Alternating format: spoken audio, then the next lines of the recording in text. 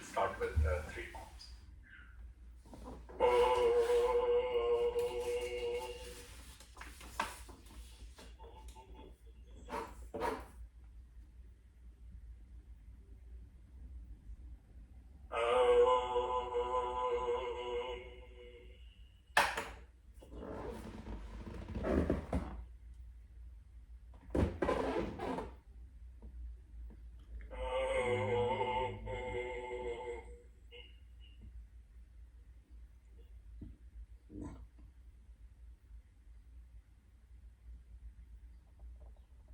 Welcome everyone to this evening's satsang. First of all, let us all pray to Swami that he guides the session, speaks to us, listens to us, so we can all get the most benefit out of these wonderful thoughts that we have. Raj, as Pradosh has circulated an email, we all know Brother Raj, so I won't get into a lot of detail, but Brother Raj is leading the session today. He calls himself the fellow traveler, journeying from I to we to he. He was born in India, but has worked as an attorney first, as an immigration attorney in the US, and Swami entered his life in 1979 when he was in St. Louis. He then changed his career to an accountant from a lawyer, and he now lives here with his wife, sons, daughters-in-law, and 8 grandchildren. So he is going to talk to us about the topic of his discussion is developing ATMA Abhimana, not De Abhimana. And so I will let him introduce the subject and where he got it from. It is a very interesting story, but we really look forward to hearing from you. Go ahead, all over to you, Joe. Yeah, thank you, Brother Anil, Sairam, fellow travelers, divine souls in this path. So Swami always addressed each one of us as Divyatma Swarupalala, divine embodiment of love. So that's what it kind of stuck in my mind. More importantly, the 85th birthday time during the entire year, Swami was focused on with the theme, God is, I am I. And and he has repeatedly told us, I only have given you one mantra, that repeat after me, that I am God, I'm not different from God. Fear and anxiety cannot disturb me. I'm Sat Chit Ananda.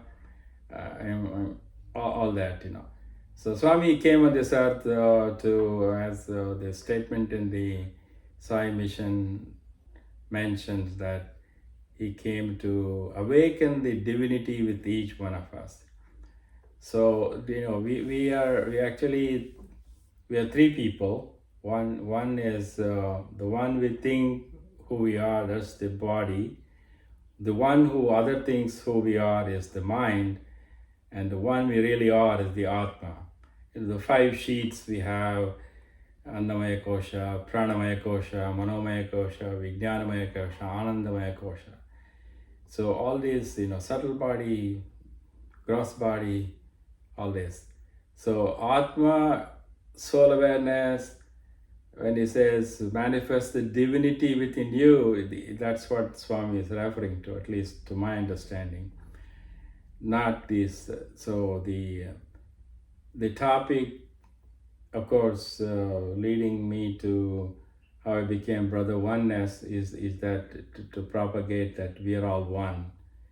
We just we see the differences once we are identifying with our body identification, that I am Raj, I am Chani, etc., etc., as opposed to saying, well, I am the same as Brother Anil, and the person was logged into on the phone. Anyone else, I mean, everyone in the universe is part of that universal consciousness. So Swami said, I know I'm God, but you don't know it. So he's trying to he gave us all these tools of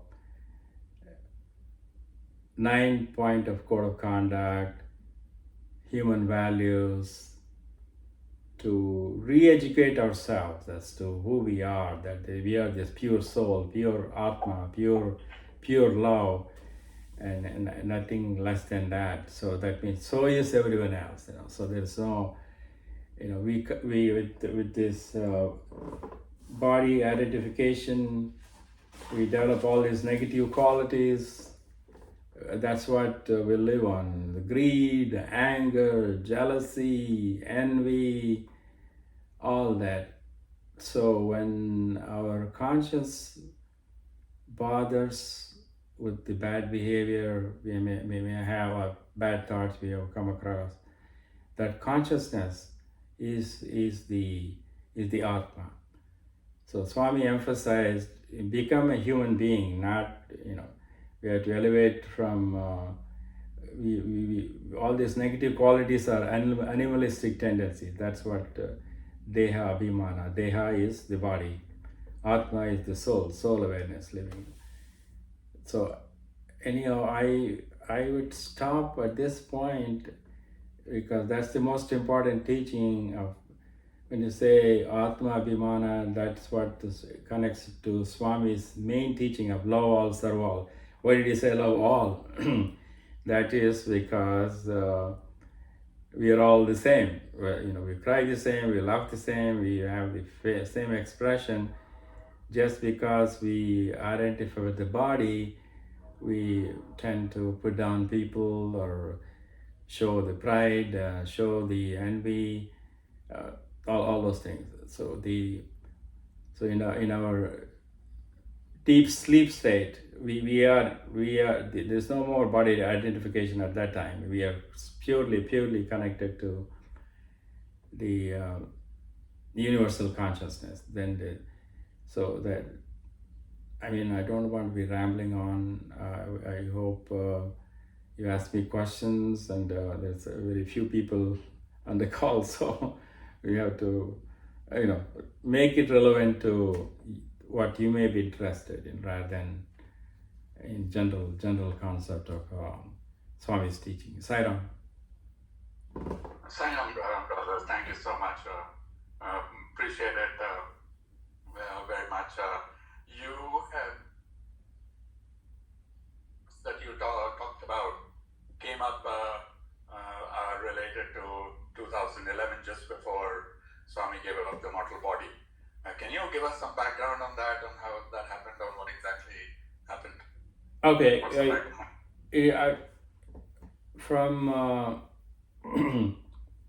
just to give a little bit background, as I mentioned, as you introduced me, Swami entered my life in 1979 as our new sister-in-law, my brother's wife, joined. She was a Swami devotee. She is a Swami devotee, sorry, and her whole family. So we went to see them in St. Louis for the Memorial Day weekend. Ended up, they took me to St. Louis retreat. All the luminaries were there, and I think Jackie Slop and various people. But I don't remember much. All I remember is just breaking into tears and just feeling that the whatever. I was deeply touched by that process. So the next 1 year was intense activity in the Ann Arbor area. I lived in Ann Arbor, Michigan at the time.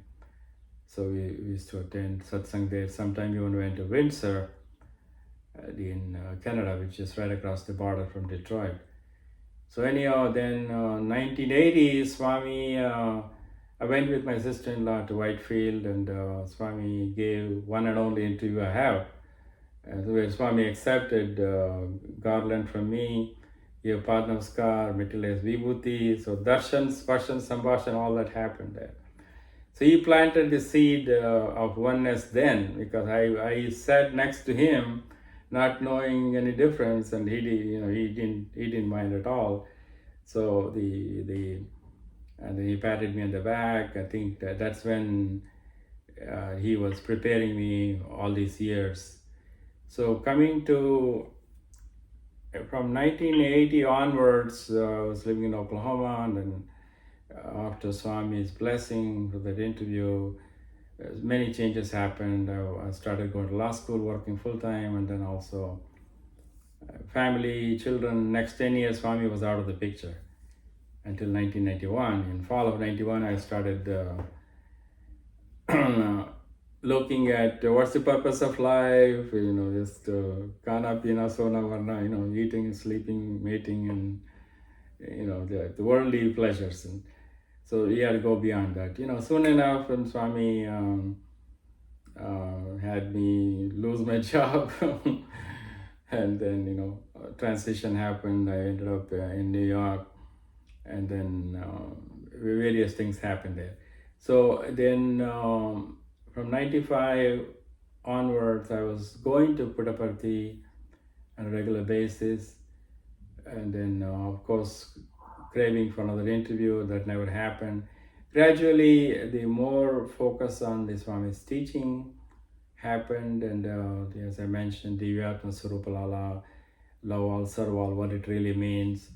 And I visited the super specialty hospital. It had a quote there saying "Paropakari Vidam Shariram." So the transition happened from the form to the formless. So by the time year 2000 came, I went for the millennium. I was there December 99 until January 2000. So that trip, I decided that I no longer seek to have closeness to the form. You just got to go beyond. Don't be attached to, as Swami said, don't attach to form, but focus on my teaching. So it was already happening, and then so many spiritual experiences happened as going through that, and also ups and downs and career changes, all that. So coming to 2011, when Swami took ill in March of 2011, so we were praying intensely. We were there having various satsangs and all that. At that time, I was serving as the president of Manhattan Sai Baba Center. To me, it didn't. He was just Swami was the final darshan he gave in March 20th or so, where he did namaskar to the entire audience, going slowly, saying, identifying that I'm surrendering to you, the soul within you, like the oneness, the connection, and also saying goodbye, that I'm leaving this planet Earth. And soon enough, in 3-4 weeks, Swami passed on.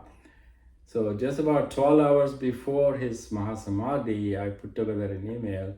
And Swami prompted, of course, his intelligence, his thought process and all that. So that's when I started reflecting on what Swami was saying during the 85th birthday, the entire year. So where the theme of various study circle, the message was God is, and also I am I, the whole concept of, then 85th discourse, I clearly remember, the only main point was that develop ATMA Abhimana, not Deha Abhimana, which makes sense that we cannot be in the kindergarten, all the rest. We have to go to high school, graduation, etc., and start a career, all that. Same way in spiritual life. That what are we? That we are the spiritual being having human experience. So that's what Swami is telling. That's what Jesus said the same thing. He started out with the body saying, "I'm a servant of God," and then the mind, I'm sorry, and then he elevated the consciousness to, "I'm son of God." Then he said, "I and my Father are one." Same thing with Muhammad, I am in the light, light is in me, and I am the light, And Swami made it simpler for us, saying that, say I'm God, and I'm not different from God. I've taken, one became many. I was alone, and Swami was alone, and when he created this universe, he became many. So that means, love all, serve all, the emphasis on the 5 human values, to develop, to to unlearn all the worldly knowledge about who we are, what's the importance to be given. So go to experience truly the bliss, joy. We have to go.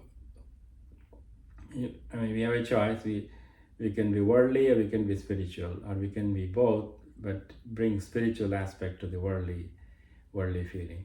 So that's what this email prompted me when Pradosh asked me to do the study circle last night. So this is what I said, well, let me focus on that one. It is relevant to all of us because we have to make progress to experience that equanimity, to experience that union with God. You know, you have, Swami started out with chamatkar, miracles to attract, and then paropkar, then he helped us to transition into be of service to our family, job, and beyond our family. And then sakshatkar, that is the divine manifestation, that is that union, that's moksha, that union, all that aspect. Sairam. Thank you. That was very helpful. Appreciate that. Sharing this background. It's a very interesting background that all of this happened at that time, and it came to you now yesterday when Pradosh asked you to speak. So it's very nice, wonderful too.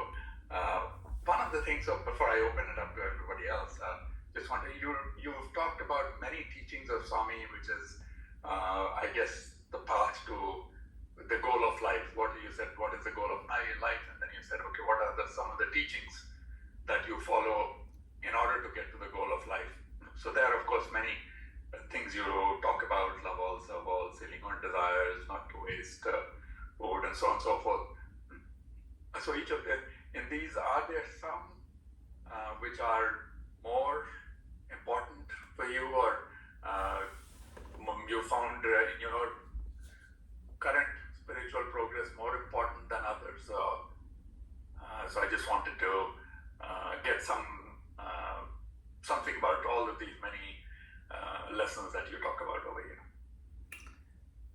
Yeah, thank you for the question. I think, everything comes to one core principle, that's the love. Swami has said that, it's still stuck in my mind. You are the embodiment of truth. You are the embodiment of love. You are the embodiment of peace. So, he has said that in discourses. Of course, each one of us are in different level of spiritual progress based on our past life and current efforts, and most importantly, Swami's grace. So every teaching is important, but the love is the most essence. Everything is connected to that. When you say, help ever, hurt never, that's the, in all the scriptures, the 18 Puranas, all that, that's the highest sadhana you can have, not to think. So you take out any major religion, with non-violence in thought, word, and deed, which Swami simplified, help ever, hurt never. You take paropakaram idam shariram. This body is given to be of service to others. And then so in anything I equate back to the love. That means we have to be loving and forgiving. If we identify with the body, then it's hard to forgive. As we improve our understanding, okay, we are here to work out our karma. There's a give and take with our spouse, with people. We have to exchange money, exchange feelings, exchange. At the end of the day, we have to make it whole. So the other person feels that I did not belittle the other person and make them feel bad. Swami always emphasized, watch out. It's not. I care about. I don't care about your marks, but I care about remarks. That's what he told the students, saying that you have to be man of character. You have to show that to call a Swami's devotee or disciple, only he can recognize as devotees. So the disciple aspect of it, if I really want to follow that, I have to speak softly. I have to be watchful of my words. Always be encouraging, never discouraging. Don't criticize. Uplift, acknowledge, unite. Every quote of Swami, you can take it. It's all connected to that core thing: love, love, love. So everything. I mean, the 5 human values are also connected to. There is a famous quote about the thought in peaceful thought is one thing. Basically, it all comes down to when we have that love. When we have that sweetness in our expression, and then compassionate eye. Those are the things Swami rewards, I think, So I grew up as a village boy, and then, here I am now competing with all the Harvard, Yale educated lawyers in the court system, How is that possible? Only Swami's grace. He can change earth, earth into heaven, heaven into earth. The same way he can change man's destiny just like that, So the more we focus, to me at least, the more we focus on his teaching, and then try to abide by it, then that grace is there. I think the grace is always there. It's just that because of our negative tendency, negative activities, the grace dissipates. They're like having a hole in the pot. Water keeps coming, but there are tiny holes, big holes, everything. These holes are the negative things: pride, greed, envy, jealousy, anger, anything where I'm hurting someone in their thought, word, and deed. So all teachings are important to answer your question, but the core is that is still underlying current is the love, love, love, love. Yeah, Sairam, absolutely. I think the quote you were looking for is, he said that, and when he talks about the qualities of Satya, Dharma, Shanti, Prema, and Ahimsa, he says love in the form of words. When it's with words, it's Satya. Love in action becomes Dharma. Love in thoughts becomes Shanti. Love in feelings becomes Prema. So Satya, Dharma, Shanti, becomes Ahimsa. So that's how, Satya, Dharma, Shanti, Prema. Yeah, thank you. Perfect. That's exactly. One of the earliest teaching, one of the earliest quote in Prashanti Nilayam or somewhere I saw, pure heart is all the sadhana. Yeah. So all the meditation, prayers, chanting. If once I'm done with that, if I go out and think ill of or behave in a rude way, that is all minus. I think Professor Bhagya was talking about last Sunday. I think it made a whole lot of sense that like anytime we do something good, it may be a positive deposit. Anything negative, it's minus, and etc. like that. So the more the attitude is more important. I think Swami is Bhava Priya, not Bahya Priya. Like he has said that many times when rich devotees come and try to do Pada Abhishekam with lavish expense and everything, and then he told other devotees who didn't have much to offer, but he still had them do Pada Namaskar, Pada Seva, and then the Pada Abhisheka. Then he emphasized that I am a Bhava Priya, not Bahya Priya. So. It looks like we can finish up the discussion because there's nobody else. No, I think we can now open it up to others. Okay. I'm available to. Yeah. So let's just open it up. Yeah. Go ahead. Yeah. Thank you. Roy and Raj, Brother Oneness. Yes, I was fully listening to all the discussion and elaborations that Raj provided. You guys can hear me okay? Is it brothers? Yes, we can hear you. Yeah, okay. Go ahead. Okay. Yes. So the question that I would like to pose, and not just to Raj, but anybody who would like to contribute. We have all these terms which are used quite often interchangeably. We say sometimes somebody merged in Swami when after the person passes away. We say that the person is many times with side reference to side devotee's death. We say somebody is merged in Swami. Like we say from Kasturi, when he passed away, we heard the terms, he merged in Swami. Or Mother Ishwarama, she was merged in Swami. And we see this with other devotees. And so that's one merging with Swami. Okay. Now, there is also a term called use, of course, we have this moksha that is used as well. When somebody, there is this word, we say that he has attained moksha. Then there is self-realization. And we say that, okay, somebody who has no body identification, there is who has Abhimana, I would say, or doesn't have any Deha Abhimana. This person is more or less self-realized. Now, the question here is, in which instance of this, the person, we always think that the person who is attained moksha, there is no rebirth. Now, which of these instances, if at all, there will be a rebirth? And what is the difference, if there is any subtle in all these terms? And there is moksha, there is merging in Swami, and there is self-realization, and so on. So let's maybe, if we can probably discuss this and find the subtle differences, if there are any, I would really appreciate that.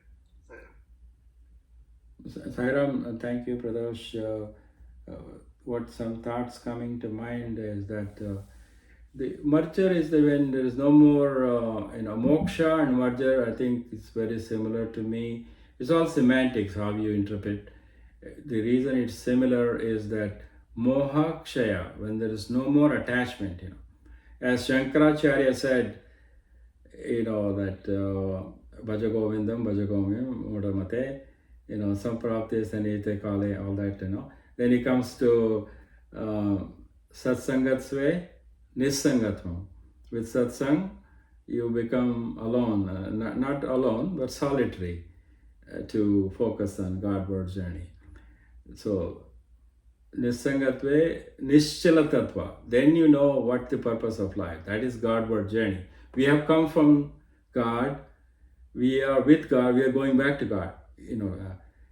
As a matter of fact, in 2000, all those early experiences I had, I used the name Sai Raj Sai. That I've come from Sai. I'm with Sai. I'm going back to Sai.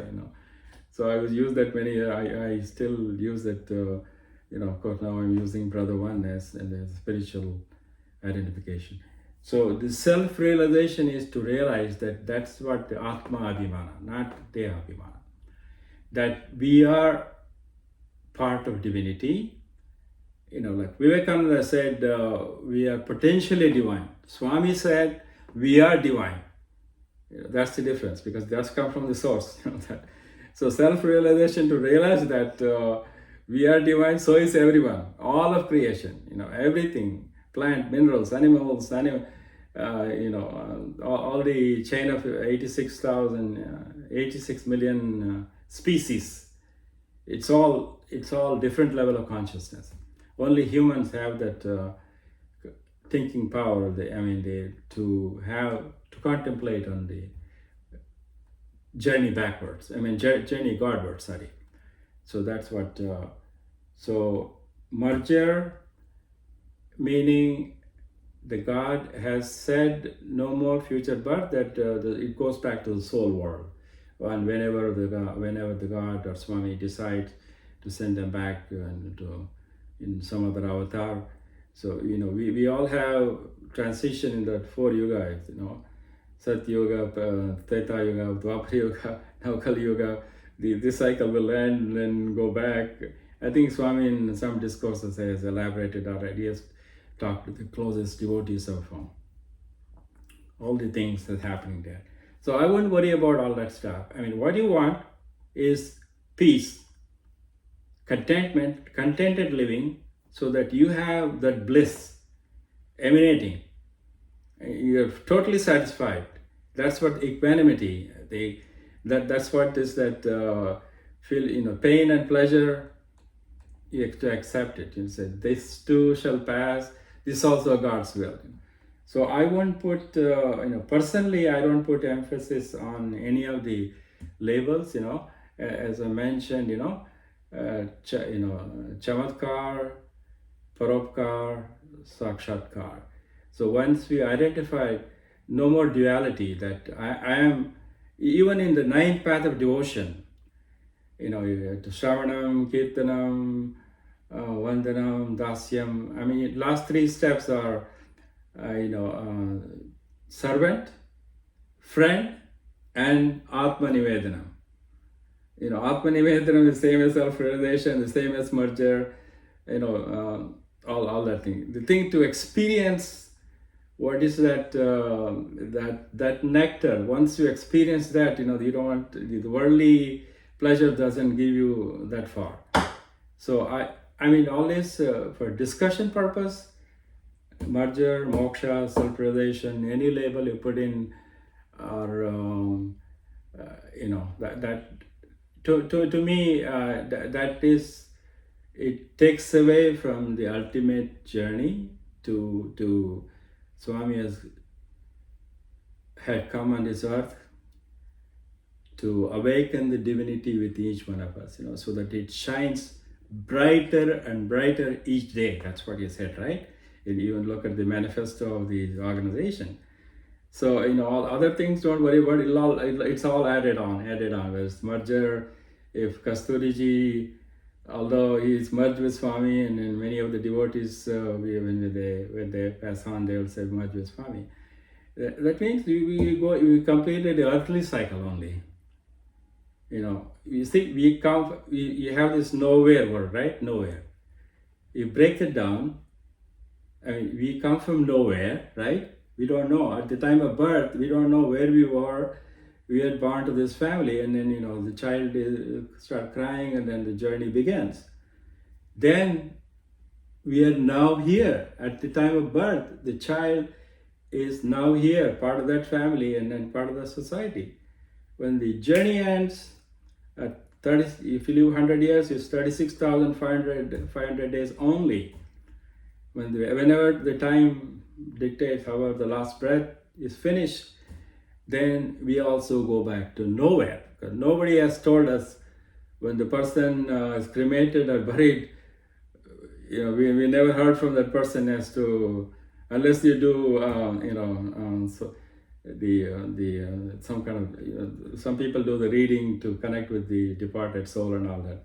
But they cannot tell where they are. They can only communicate, we have forgiven you, we are into healing, all that aspect of it. So, journey from nowhere to now here to nowhere. So, I mean, for discussion purpose, all these aspects can be considered, but the focus is always on feeling Swami's love and sharing with everyone in our life path. Sai Ram, I rambled on a lot. Sai Ram Pradosh. Yeah, maybe I would probably appreciate if there is any more contribution on the same topic from others. Yeah, maybe speak it a little closer to the mic. I will appreciate. I was saying maybe if there is more contribution on the same topic by others here. Please, yeah. Yeah, please go ahead if somebody wants to share some thoughts. There's several people whose names are not there. It only says iPhone or Samsung and so on and so forth. But yeah, Dino, please go ahead. Yes, I am. As Bhushanji, excellent topic, excellent summary of Swami's teaching.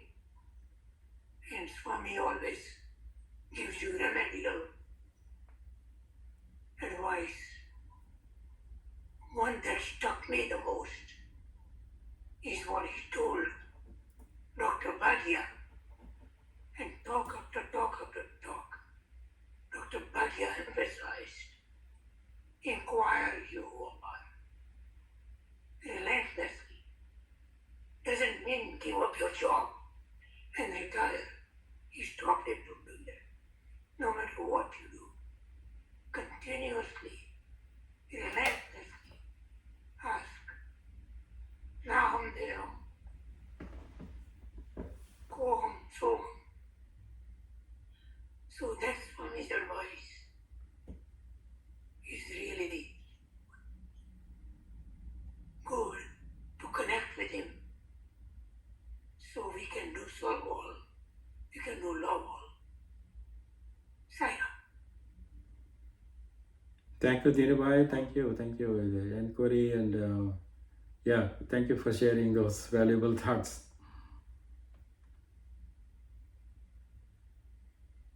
Anybody else would like to share some thoughts? As I said, I don't know the names of some of the phone, SS Bits phone, Samsung. My own thoughts on this subject, Radhaspai, is that I don't know if Swami has talked about it a lot. I at least don't know too much about what happens after death and what are the various things that happen or options or what have you. I think my understanding is from various places that it's not just identical for everybody. I think there are probably different processes, and some souls are born, and some, I guess, have if some soul reaches that stage where there are no more karmas to be fulfilled, or the creator decides that whatever, no need to be reborn, then I think they reach moksha or liberation. But I'm not entirely clear on what the process is. But I presume that the options are that you either some people have reached that stage where they do not need to be reborn, and they've I guess fulfilled all the balance of karma, positives and negatives, and it's no longer required. And for the rest, I guess you at some point, I'm not sure what happens in the interim, but after some time you are reborn, and you have to get rid of the next set of karmas. So that's my understanding. Yes. So as a continuation here, thank you for all the input that we saw. One thing from discussions and from reading, one thing I felt was a person can be self-realized without physically living this world. Person can be living, okay, and still can be heard of that Nisargadatta Maharaj, and people even talk that at Amachi. Of course, Swami, we don't even worry about talking about self-realization because he's God, so that part doesn't apply to him. So a human being could be self-realized without living this world while he is living in this world. Okay, so that is now moksha or merging with Swami has some qualifications maybe. At least merging with Swami, because now we are hearing that Kusturi is merged with Swami, but he is going to be born as mother of Prema Sai, or he is already born as mother of Prema Sai. So somebody is merging with Swami. I'm not sure it is entirely getting a moksha. Now, even what I heard, okay, and I mean, please correct me or and enhance what I'm saying if you have other things that you grasp from your learnings. So once somebody was got moksha, as I'm understanding it, of course that person has no rebirth. But even then, as Raj was saying, the divine command can bring that person as a very elevated or even realized soul to help the masses. Now, whereas merging, of course, I personally feel when people are saying merging, that could be temporary, to some extent, not for everyone, but for some. Because now we are saying that Kasturi is going to be born, and Swami is saying, oh, he reached me, he's merged with me. Swami has said this to so many devotees to their relatives, sometimes children, sometimes somebody else. So, not sure entirely that when Swami says they have reached me, that there is no rebirth. Okay, I'm not sure about that. So, but again, this is all guesswork, right? And we really don't know. Now, self-realized person will be not having any body identification. I think, is that a fair thing to say? I think maybe, mostly, yeah.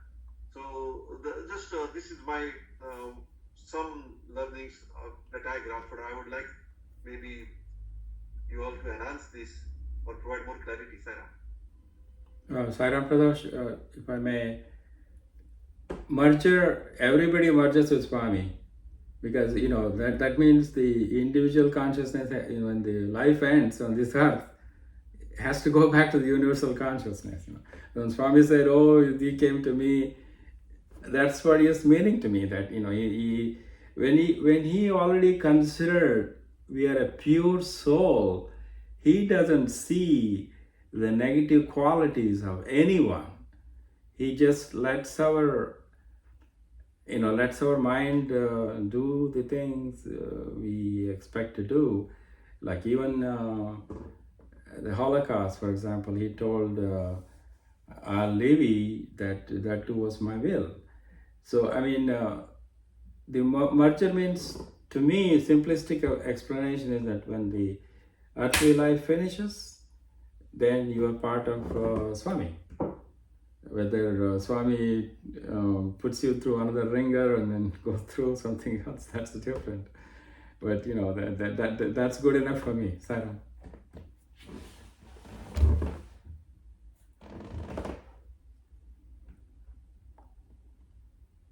Yeah, I think definitely that I agree with almost everything you said, Pradosh, that definitely there can be fully realized souls living on earth. I think my understanding is that once you've exhausted all your karmas, you are not required to be reborn, but you can choose to, the divine will or requests you. So this, whether like the divine is also reborn, right? Whether it's Rama, Krishna, or Sai Baba, and so on and so forth. So just like the divine can choose to be reborn, so can, and with the divine, other souls are also born, whether it's Sheshanag born as Lakshman, and so on and so forth. So yes, but those are kind of it's a different. I guess it's voluntary versus a requirement when you have not finished your obligations on earth, the karmic cycles. Yeah, for example, Yes. Anil Kumar is the closest person to Swami. Whatever 30 plus years transferring Swami discoursing. But he always said, I want to be reborn again and again. I don't want moksha because I want to serve Premasai, etc. So I mean, the individual choice. That's why they say the last thought at the last breath dictates our next life. That part, of course, is always a factor. Okay, that's the only factor. But people who are self-realized, my other question was really about those who are born again after they have got moksha, or after they are self-realized, or after they merge with Swami, whatever that is. Such souls, when they are born, are they already self-realized in next this, or they have to start again? I mean, it's a question that I would like to pose. I would assume they are, because there is, once you have attained moksha, there is really, you are coming back again. So, in a sense, such a soul is really, look at it a little bit more in depth. We say that, okay, there is an ocean. Now, ocean has this water from the is merged in the ocean water. And there is, really after it is all merged, there is no trace of river water. You can't identify what is river water anywhere.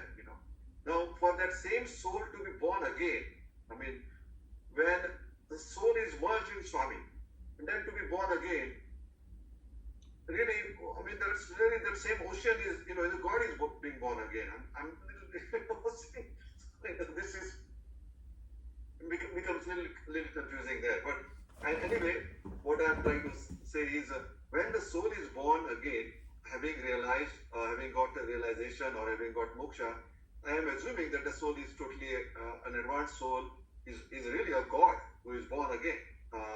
Maybe not showing the godly, all the omnipotent, omniscience,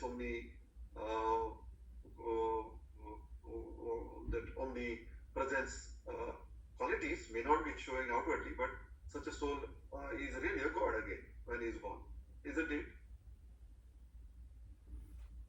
One thing I would add there, sorry, go ahead. Okay, I was just going to say that Swami said that God does not acquire karma. So by whatever he does, it does not lead to karmic consequences for the divine. Because for the divine, it is all of choice. And the divine may choose to accept karmic consequences, but is not required to. So that karma is under the control of the divine. It's not beyond the divine. So yeah, go ahead. Yes, sir. The only point I want to make with it is cumulative. So if the person is self-realized, they are starting at that level, whatever the next, like become Mahavatar, they are pure souls, they come here to play some role, whatever, so it's not wasted, you don't start all over again, you keep graduating, whatever, PhD, super, postdoc, and etc. like that, so I don't. I mean, when we were in silent retreat, there were these Brahma Lokas and these Lokas and that Lokas were discussed, and I wish I had access. I had to go through those videos if there are by that very what I should say, deeply learned Sudarshanam, that speaker, and I don't even know where it stands in terms of the discussion that we are having. Because there is Satyaloka, Brahmaloka, and so on, and so don't know how that translation happens. But anyway, in the light of the discussion that we are having, one more thing I would like to state is, ask really, a person who does not have the Abhimana or body identification, can we say that such a person is self-realized? Or is there any other, or such a person will not have any of those Ashtabhagas? Can we say that is true? Or a person does not have the Abhimana, but maybe still has some traces of maybe jealousy or maybe ego? Is a question that I would like to ask. I would say a person does not have the Abhimana, that means it's self-realized. Let's kind of discuss this maybe. I'm trying to really find some more depth in my understanding. Sarah.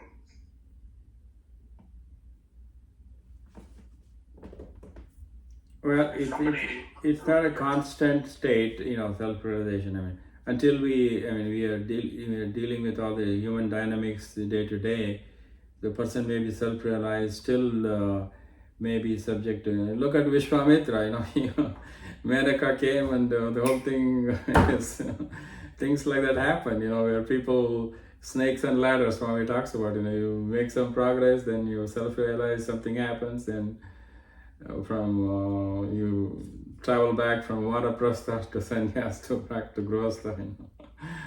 So I think it's interesting discussion. Sairam. Yeah, Anil, sorry. I'm going to ask if there is anybody who hasn't spoken yet on this subject, Dinabai, Ernie, anybody would like to share any thoughts? Yeah, thank you, Sairam. As far as life after death, our Shastras, scriptures describe describe it very well. As long as there are unfulfilled desires, we are going to come back. Pradosh mentioned rivers merging into ocean, but we all know that's not the right end of it. The water gets boiled, comes rain, and the rivers come back. So, unfulfilled desires. Our Bhagavad Gita explains it, that over the time, the pind that we offer to Pitrulok is the one where the souls with unfulfilled desires are there, and we have to satiate them by offering all these things during Shraddha. As far as avatar, we cannot compare that. Avatar is its own determination to redeem these unfulfilled desires. Sai Ram. Thank you, Dinubai. Thank you. Yeah, that's an interesting point, like river merges with the ocean, then sunlight, evaporation, again another rain, and the journey starts again. So, I'm curious about how the plant consciousness, plant, mineral, animal, human consciousness, how that all happens. Who decides? Yes, sorry, go ahead. Somebody was saying something.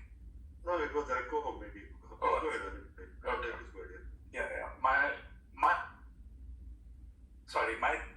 thing is that Swami did not, he gave so many discourses, right? He used to give so many discourses, but he, as far as I know, did not get into the specifics of what happens after death and exactly how karma operates and how these various lokas are. And my understanding is that is probably because it is extremely complex. There's no one rule. There are many different things that happen based on many different factors. Many, because it covers many lifetimes. So it's an extremely complex situation, and so that's why he did not get into the details of that after that it comes here or goes there, and that there is this court, and you do this and then you go there, or that there is a fixed time between a death and rebirth and so on and so forth. So I think all of those things are very variable. They depend on a lot of factors. It's very specific to each. So that is my understanding of from there. So some of these things, I think, they're very difficult to know who is really realized and who is not realized. It just takes Swami. So they're out of the 8 billion people on earth. A few million think of him as God, but the vast majority don't realize that he was divinity, who had come to earth. So we all don't. Similarly, we might not know about others that might be there. Say Ramana Maharishi, or you said Nisargadatta Maharaj, so on. So I think it's quite complicated, and I don't know if there are. I feel that if there was a comprehensible answer, then Swami would have talked more about it. But I feel that he didn't, because that is with our understanding of we are aware only of one universe, and now even science says that there are probably multi-universes. So we have no idea what the rules are, right? The time is that we know of, the time belongs particularly to this universe. Maybe outside the universe, the time has a completely different concept, or it doesn't exist, or whatever. I don't know. Nobody knows. So we cannot even conceive of what is happening beyond. So I think that's why my feeling is that it's so complex. We are unable to really understand it, and that's why Swami never talked about those things. Sai Ram. Manil, Yeah. I would recommend revisiting Gita Vahini, Okay. because Gita is extremely clear on this. Gita explains the rebirth of the people. Those who are Siddhas go to the Siddha families. Those who are still learning the Guru that will teach them something. So, Srimad Bhagavad Gita explains everything, including the rebirth of the divinity. So, it's been a long time since I read Gita Vahini, but I'm sure Swami must have explained all these things that are already mentioned in Srimad Bhagavad Gita. Sairam. Yeah, thank you. I think, Thank you. That really kind of gives me a reference to go forward and read that. But I do agree with Anil Bhai. It is very complex. The karma theory and these lokas and so on. And then, scientifically, we are talking about even multiverses and all. And what also triggered part of this discussion was that there is a scientific paper that, as you might have already heard the news or read the news, that on the Harvard research paper has come out that it's saying that that aliens may be already living among us as masqueraded as human beings. That's a research paper that has come from Harvard. Okay, I mean, of course. And then if you recollect Paula Martinez, that who has been here quite a few number of times. There was this group, in 2000 when she went to Puttaparthi. Okay, and that time, of course, she was already spiritually inclined, but there was this group who was chasing the alliance. Okay, they were recording alliance and UFOs and all that kind of thing. And she came in contact that group in Colombia, in her home country, and they told her that we believe that Sai Baba is alien, who is the most advanced alien. Okay, they never visited Sai Baba, but they were saying that Sai Baba is the alien, and okay, so that is what triggered her to go to Sai Baba, because as a spiritual pursuit. But then this was another thing as well. So this is very complex if you will try to think about the scientific part of it as well. But it's fascinating, and it's worthwhile discussion, because we are talking about they are Abhimana and Abhimana, and then not having body identification. So, which is naturally it talks about self-realization as the next thing. So, thank you. Thank you. One comment I would add there is like some of the research scholars, Swami's research scholars, who who have a higher level of understanding, they may be able to simplify the understanding of all these lokas, other things of that nature. I mean, it does. I mean, Swami's objective is to uplift each one of us at a different level. So that he didn't share that as a mass knowledge. Saira.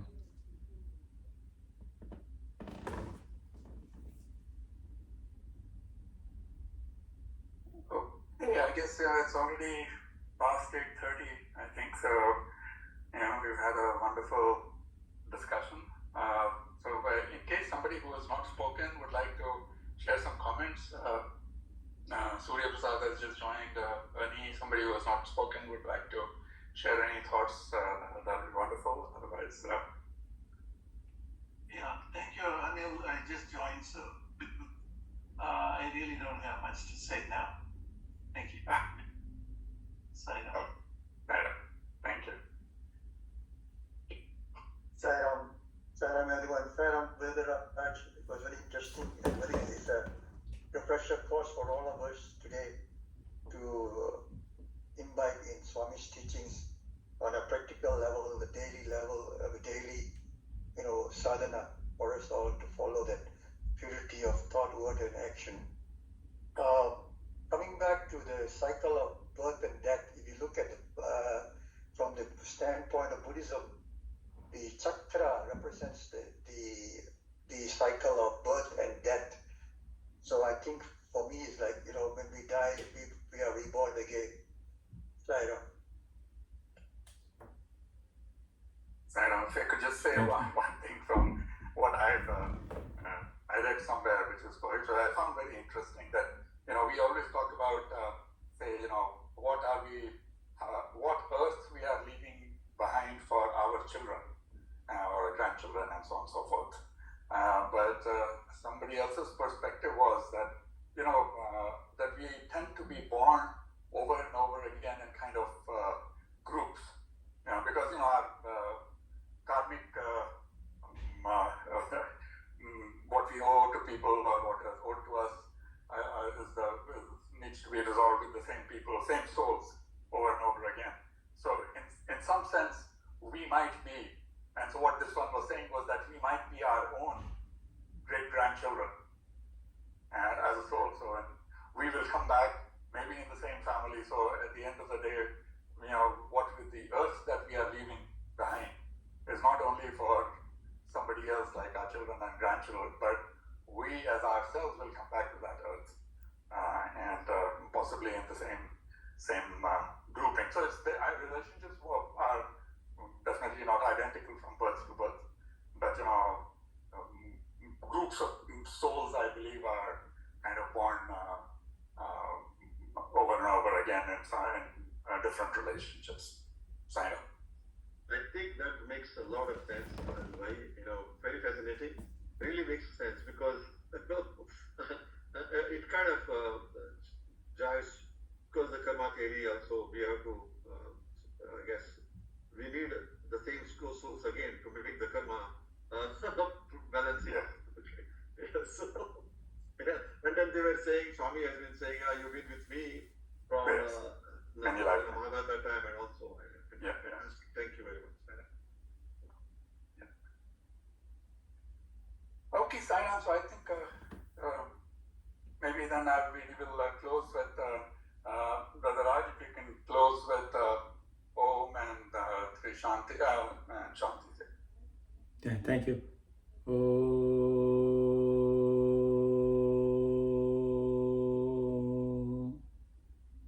Shanti, Shanti, Shanti. Sayadaw, thank you again for the opportunity. Good night.